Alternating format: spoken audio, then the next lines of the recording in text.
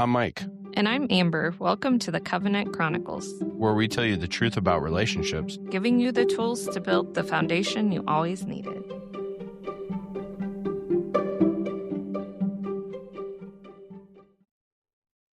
Welcome back to the Covenant Chronicles. Oh, your voice is clapped, bro. That was crazy. My Sorry. bad. It wasn't that bad until we started recording. I heard it crack. My throat kind of hurts. Well, for those that I guess haven't been fully following everything, we've had a crazy last few weeks. Basically, we crammed moving into essentially a week in which we moved out of a house, cleaned a house. The house we're moving to, prior to doing all that, we had to get a 14-foot dumpster, multiple truckload pickup trucks full of dump, get it all out, deep clean, sanitize, tear out a laundry room, remodel a laundry room, which is still work in progress. Mm-hmm. And then once all that was prepped to where we could actually move our stuff, then we moved out of the other house and cleaned the other house. And that was all done in essentially a week. I mean, laundry room is an ongoing project, but most of that, we had friends and close friends of ours, or, probably even consider some of them family, basically helping us with that. We had a really good team around us. And at one point, I think we had 6 or 8 people in here helping us clean. Yeah. But, we talked about, I think in the last podcast, that we would have a little bit of a gap here. And so we can move into the house and make that happen. And we are in the midst of setting up the podcast studio. So far, I would say it is 65-ish, 70% complete. Sure. Little echoey. We need to get the sound materials up in here. That is not done yet, but it's going to be probably another week or so before I get the desk in here, before we can get some sound materials in here and start, kind of finalizing this. And so we figured, well, the sound quality might not be 100% what we want, but that is okay. And we will roll with it. Definitely need to upgrade the lighting still. It's at least painted. Our chairs are in here. Our mics are in here. Our computer equipment's in here. Our shelves in the wall and decoration and little stuff we got going on is in here. So we got my almost 160-year-old Bible sitting on the table between us, but the Word of God at the center of what we do. And we will...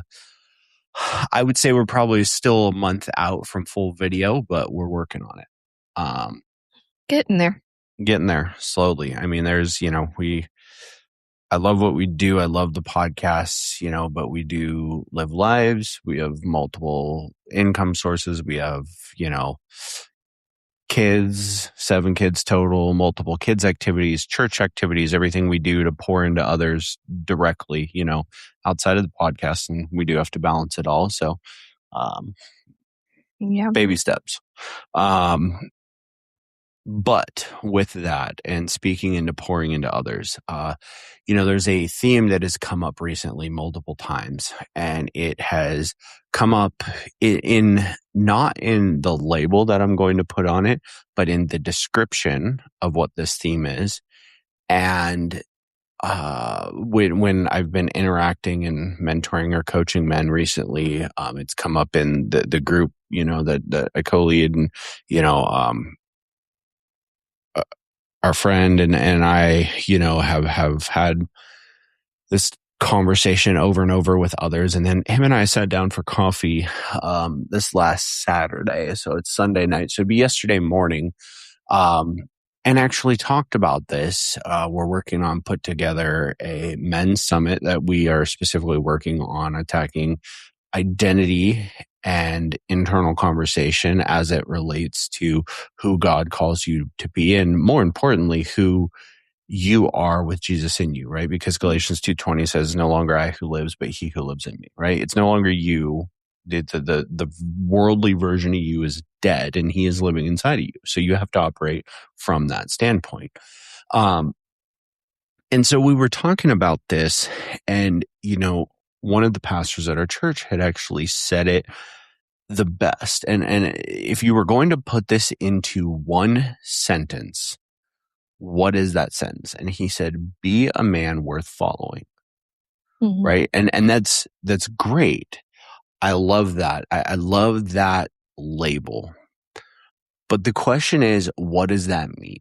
Right? Because this is extremely important. And what he was addressing is not only your personal life, but your intimate relationships, your work or business, right? Your ministry, whatever that looks like.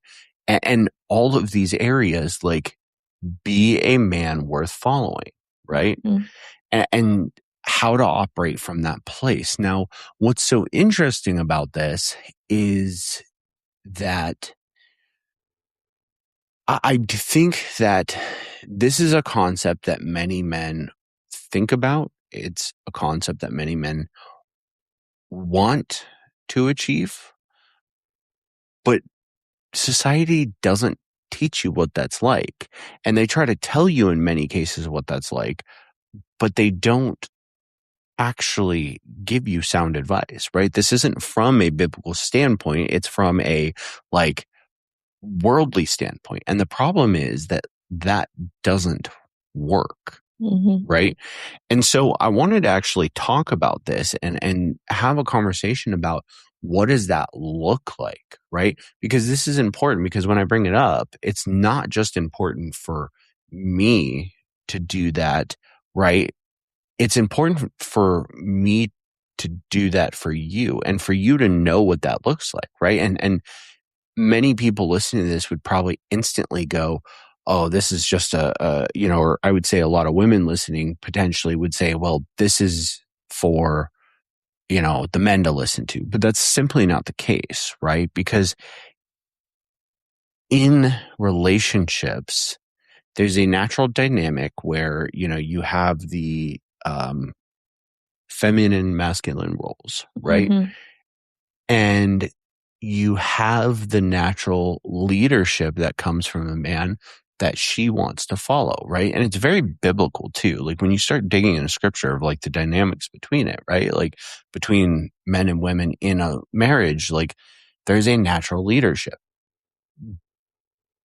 And so many men, struggle with this, and they struggle with, like, where she doesn't follow. She leads the relationship. She, you know, is very resistant or pushes back a lot on basically his decisions or anything that he tries to accomplish. And then they get frustrated, and then they get upset, and they let their emotions take off. And the reality is, you have to ask yourself, are you a man worth following? Because if you're not, she's not going to follow you, Mhm. right?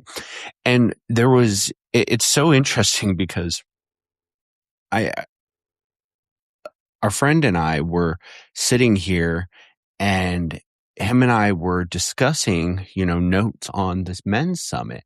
And in that, it was so funny because we ended up through this, uh, creating not just notes for the men's summit, but stuff talking about, like, our marriages and stuff, and, like, basically, identifying stuff that we can work on personally, and all these different aspects. Right. And Mhm. so it was so interesting that we started in that place, and then I ended up with a series of notes of, like, things I wanted to discuss on the podcast and really hit home for people of, hey, this is really important. And it starts with that concept of, are you a man worth following, right? And what does that look like?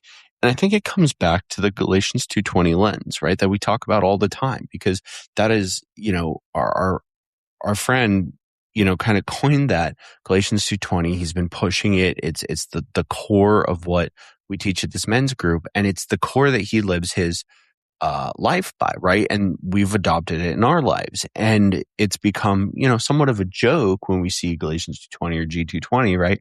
To like point it out. But the truth is, well, what does that look like, right? And it starts with it's no longer you who lives, it's he who lives in you. Mhm. Okay, well, where did Jesus operate from?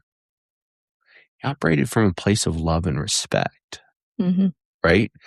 And so that has to be where you start. It has to be where you go and look first, right?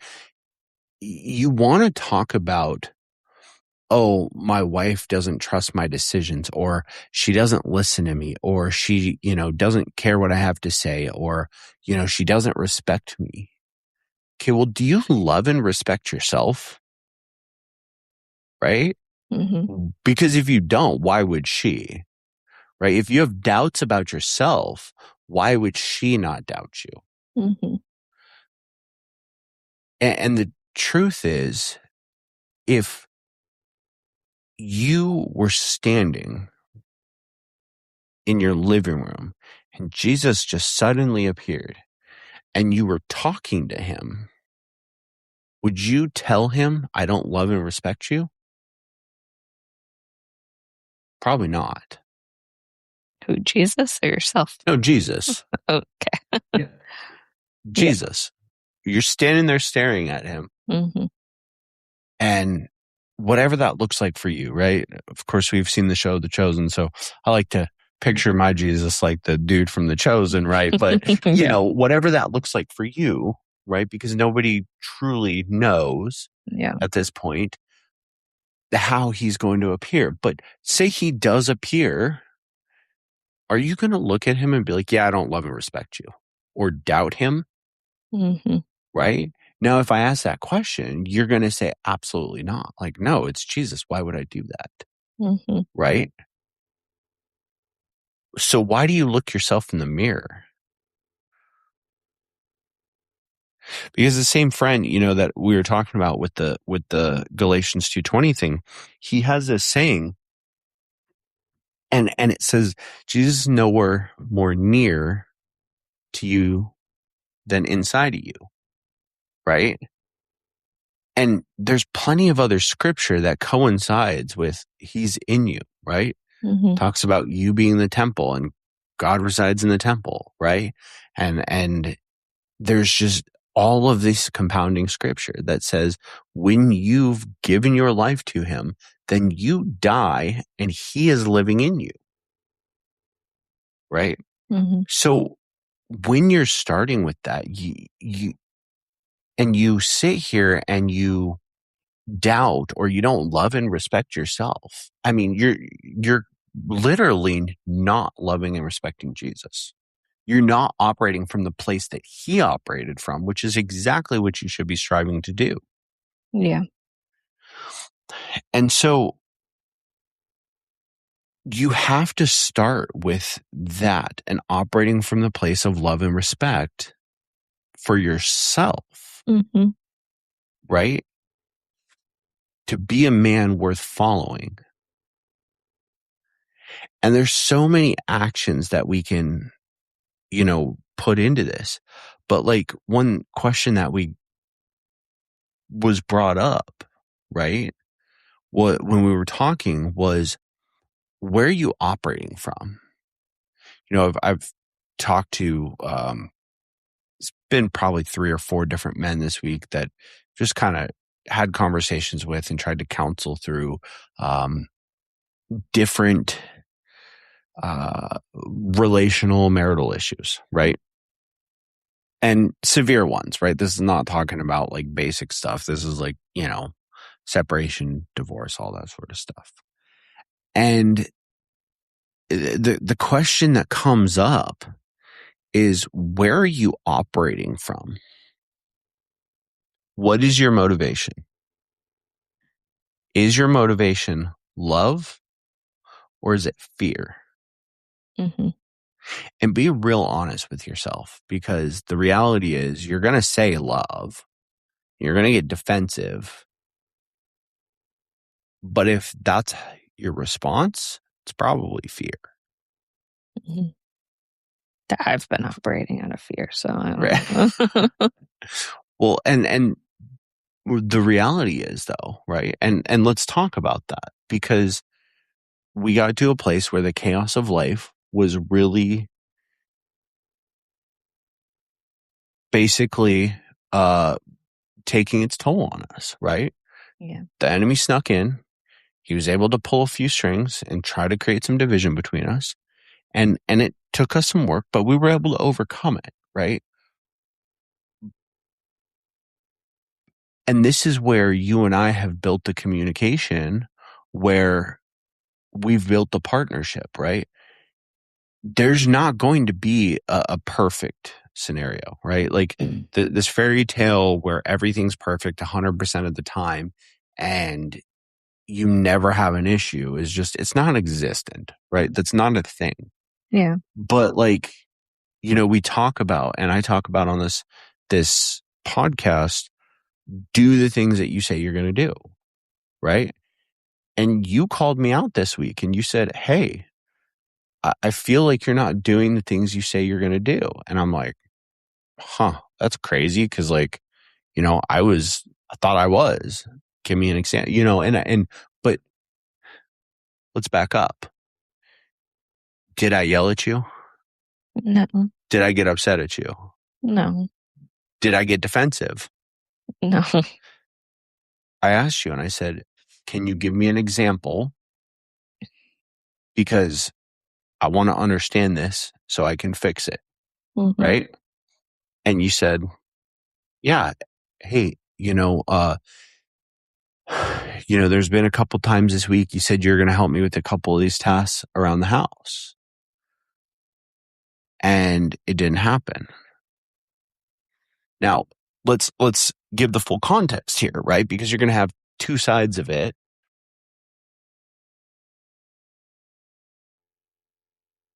The days that I said I was going to help and it didn't happen, right? Both of those days, well, a couple of those days, we'll say more than half the week, there was some major thing, right? For example, came home, had a bunch of stuff to deal with the kids.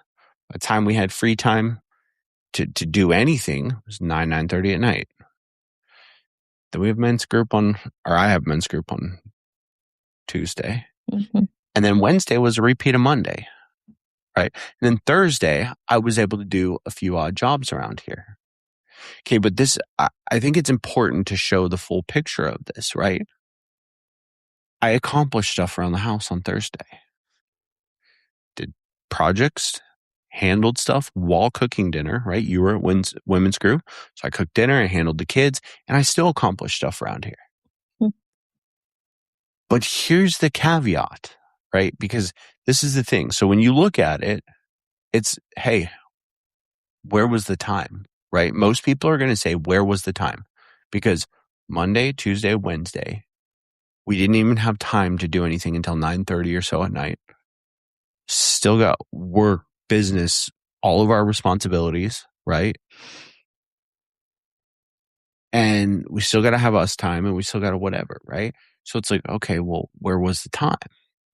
And then Thursday, I did do stuff, right? Let's back up. This conversation that we're referencing happened yesterday, Mm-hmm. right?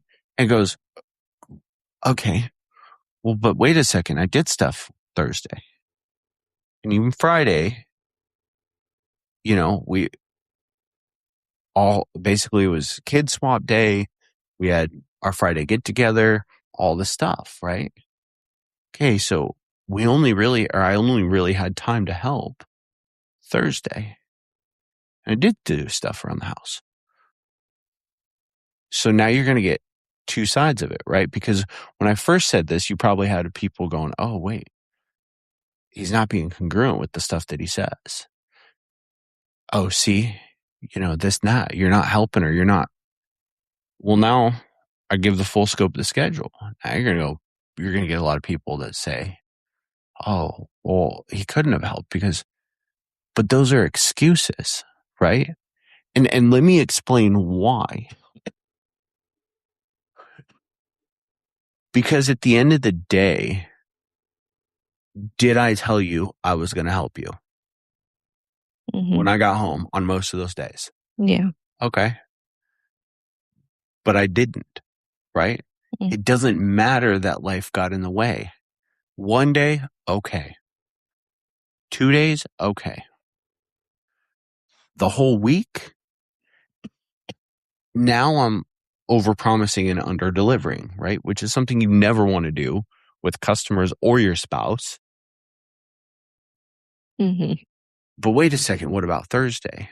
Well, see, this is where communication comes in because you were looking for help. You were overwhelmed with everything and trying to unpack and set the house up.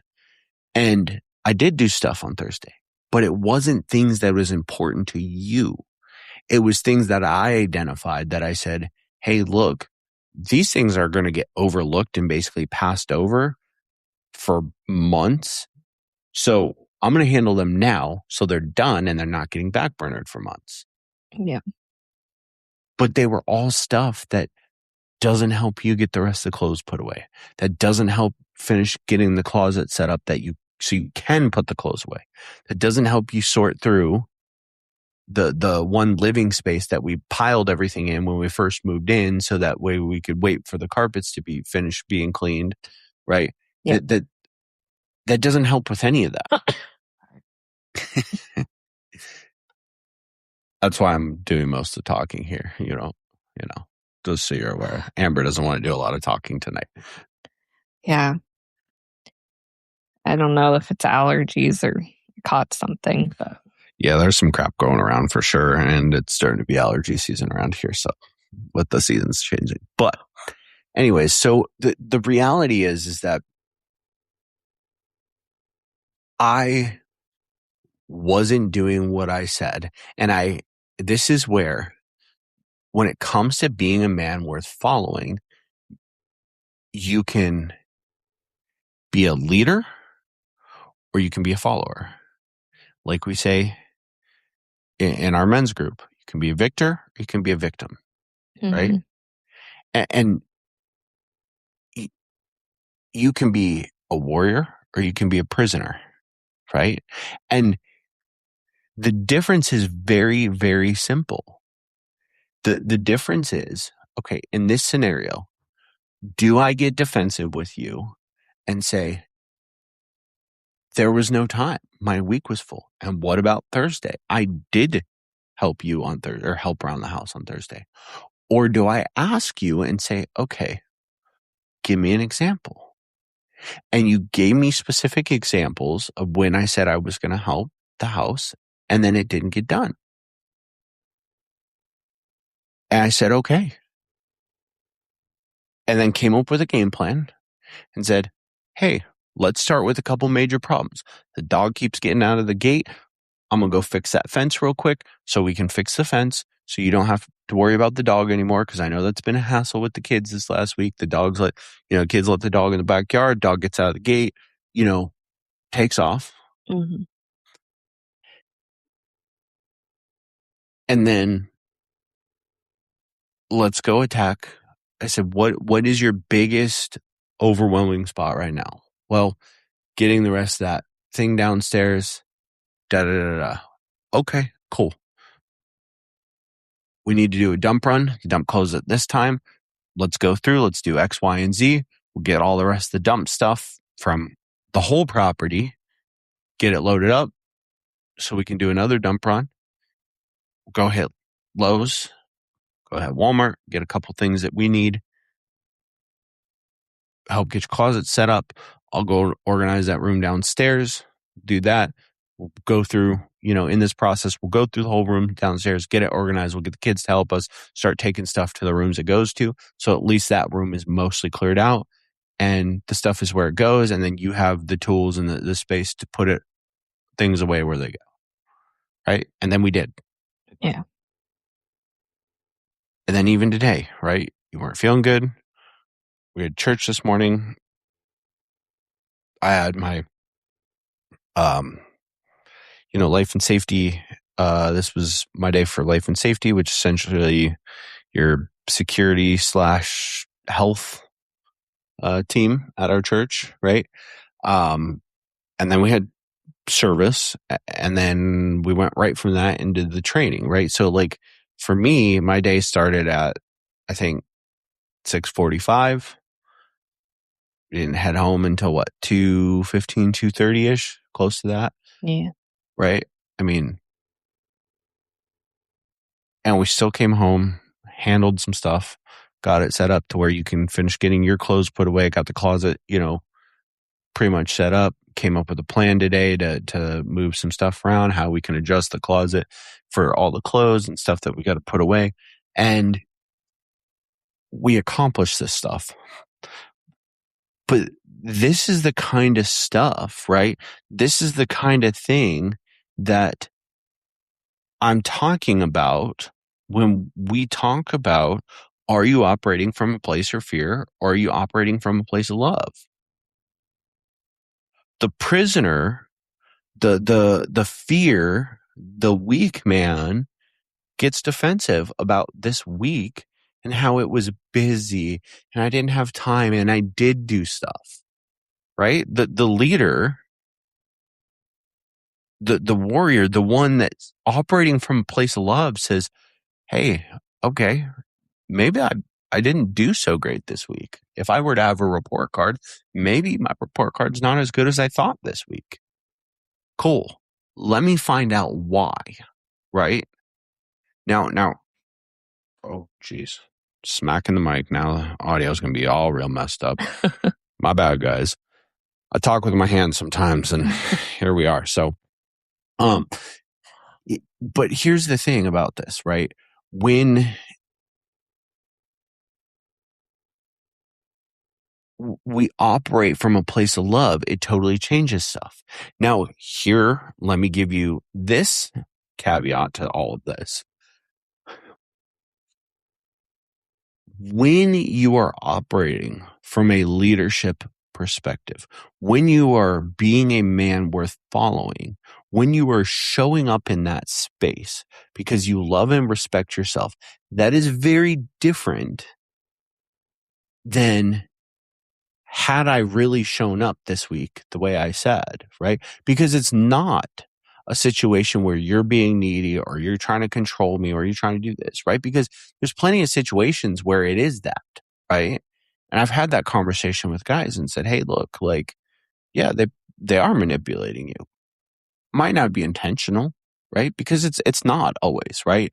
And manipulation is a label that we have to tread lightly with because in many cases, like it's not intentional, and that can be a very harsh word, right? With something that's unintentional. But the point is that there's a big difference between that and you operating from a place of fear.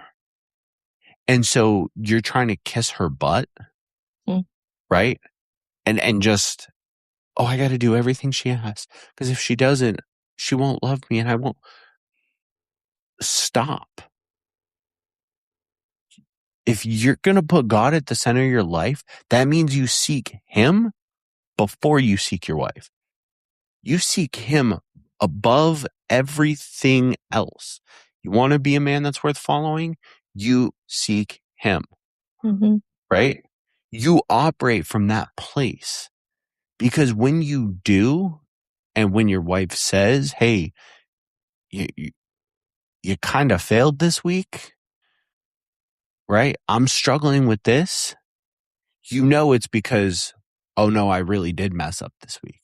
And then you step up, you handle your crap, you clean up your own backyard, not because you need her approval, because, hey, stuff needs to get done, right?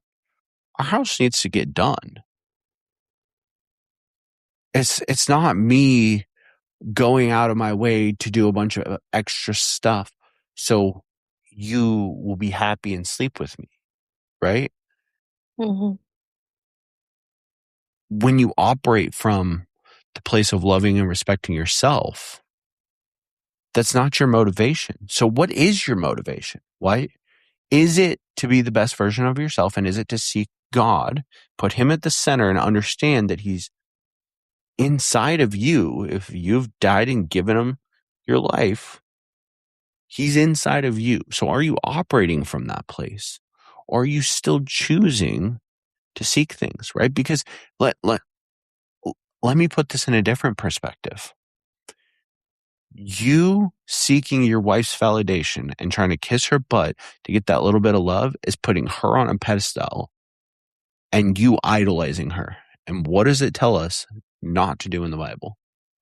Not to create false idols. And I Mhm. hate to tell you this, but it's just like Pastor Brian was talking today, right? About what's sin for one person may not necessarily be sin for another, right? And you have to understand that some things, just because they're permissible, doesn't make them good for you, right? And by you putting her on a pedestal, you're idolizing her above God.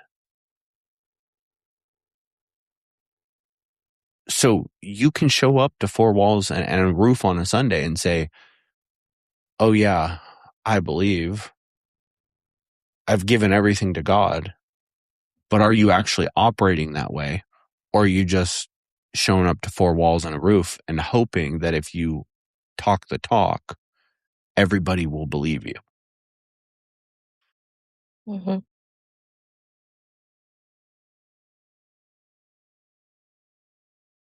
Anyways, this is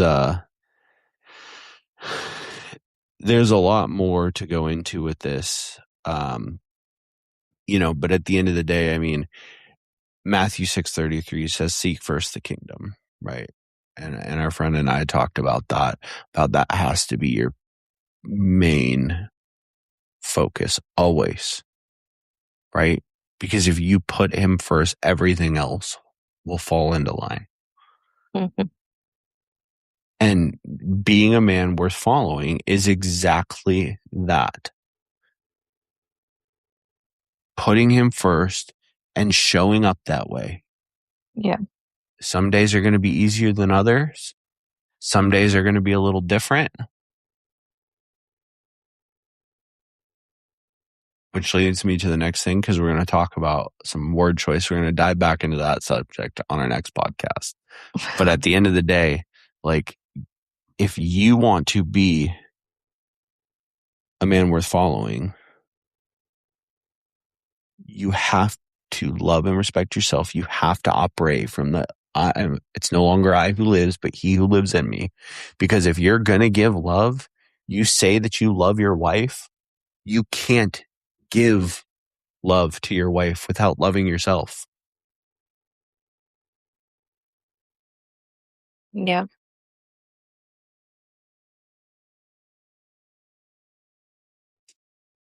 That's all I got. That's my soapbox. Well, I was kind of man focused anyway, so I don't know how much I can contribute. But Well, let me ask you this. The way that situation was handled, right? We brought it up. Okay. Mhm.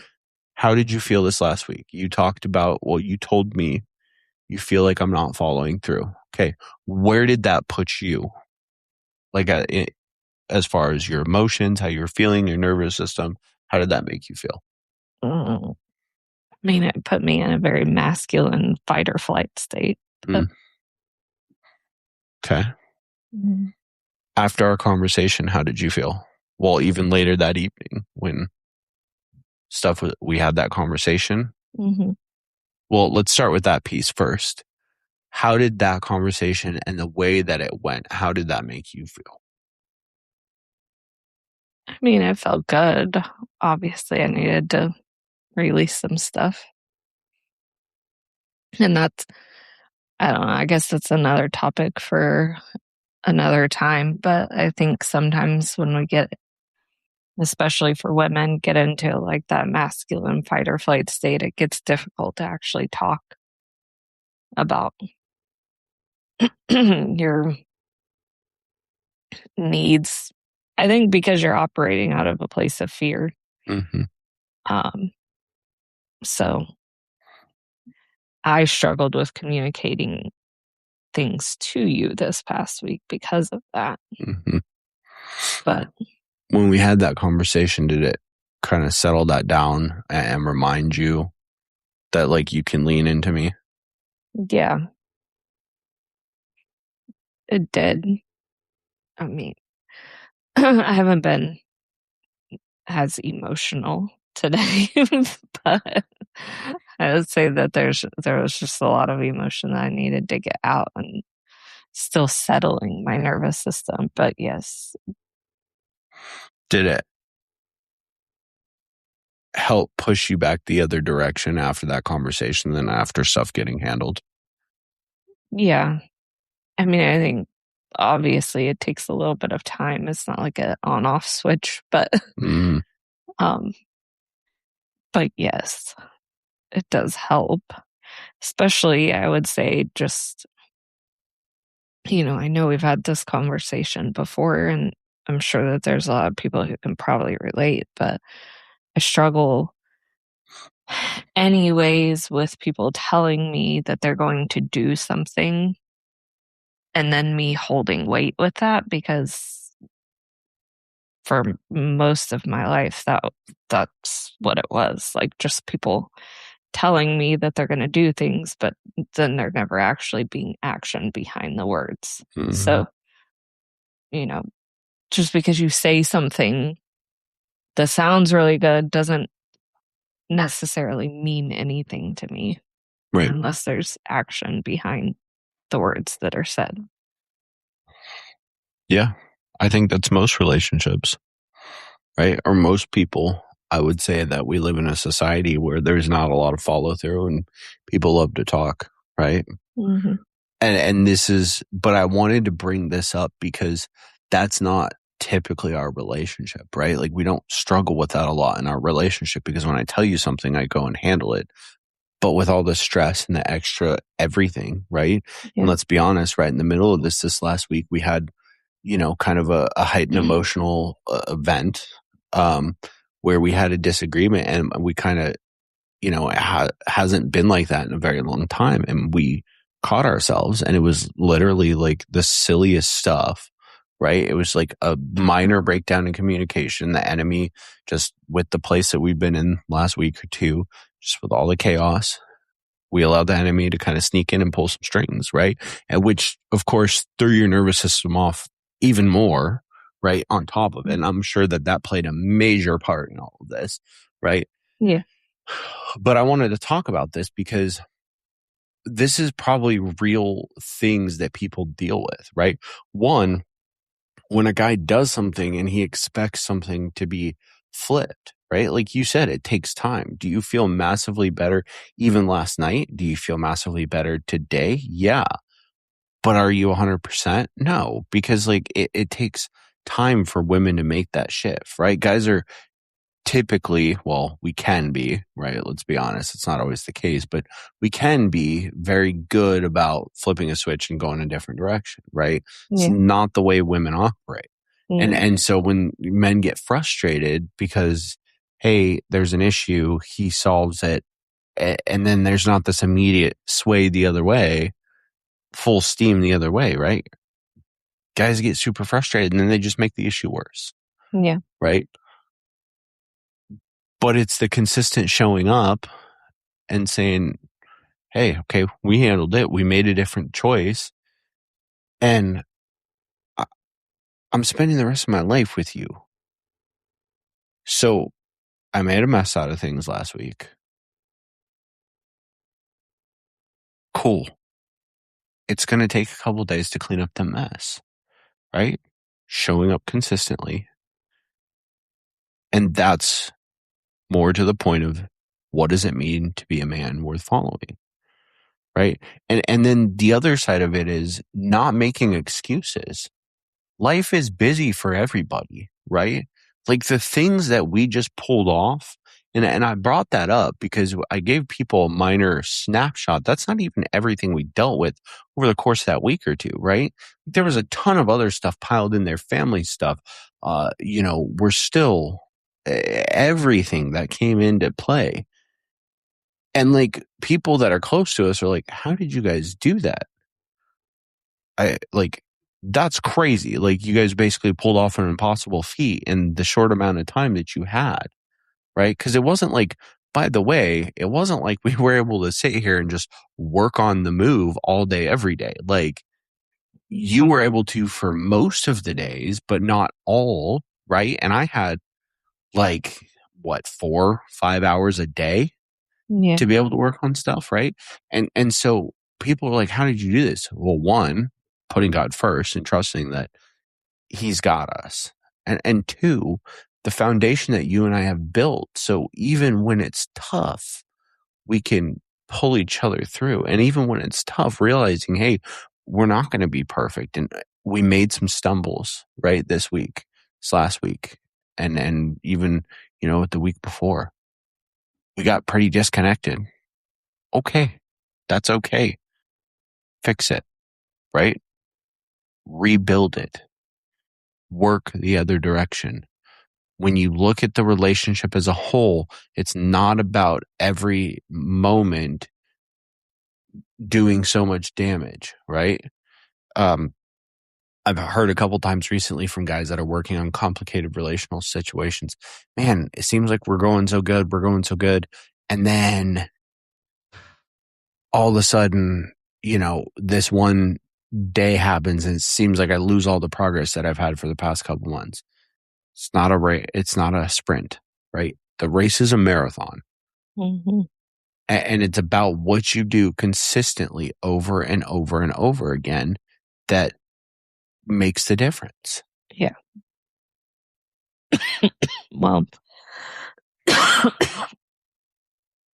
kind of to that, I guess, uh, as you were mentioning, and I kind of mentioned, like it takes time, it takes more time for women.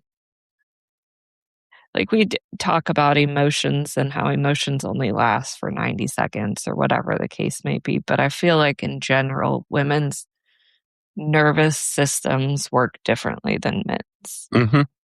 And so when you're talking to guys and they're like, "Oh, we've been so good," and then this one thing happened. Okay, but are you instantly expecting things to go back the other direction because things were good? Like you got to give it a little bit of time. Mm-hmm. That doesn't mean like one day and snap it's going to be better. Like give it a couple days, and Right. and are you being consistent? Are you still showing up and doing the things you said? Or did you throw that out the window because you had a bad day? Right. And the reality is it takes years of working on yourself to get to a much better place. And same thing with the relationship, right? So if you've been doing things poorly for 10 years, it's probably going to take, honestly, 2 or 3 years really of hard work to get it to a better place. So make the Mhm. decision, be the leader, make the decision and handle it. Or if you're just in a place that it can't be, or whatever, right? Only God knows, right? Like nobody can make that decision for you. I know we'd love to like have somebody that can make a decision in our life for us, but it doesn't happen, right? And that's part of why, we did that assessment today in that oh, geez, hitting the microphone again. In that training, and like part of, my personality was that the sometimes slowing down on decisions a little bit was like something I should work on. But that's part of why, because I have the mindset, right? And this is where more people need to shift to this. Make a decision and fully commit. Mhm. If you screw it up or it didn't work, fix it. But that's part of the issue is people wait so long to make decisions and then they're indecisive. Well, more importantly, men, And you wonder why your wife doesn't respect you, why she doesn't love you, why she doesn't, or she very well might love you, but doesn't respect you, right? And men need respect. Like that has to be an integral part of the relationship. Yeah. And you wonder why that is. You take a week to make a decision on basic things, right? Yeah. Pray on it, sleep on it. I'm all for it for major decisions. If it takes you a day or two, major life decisions, right? Buying a house takes a day or two to gather some information on whether you can afford the house and to go down and break through the finances and have a discussion with your wife. Okay, that's acceptable, right? But even cars, people are going to flame me for this. Why is it taking you a week to figure out if you're going to buy a car?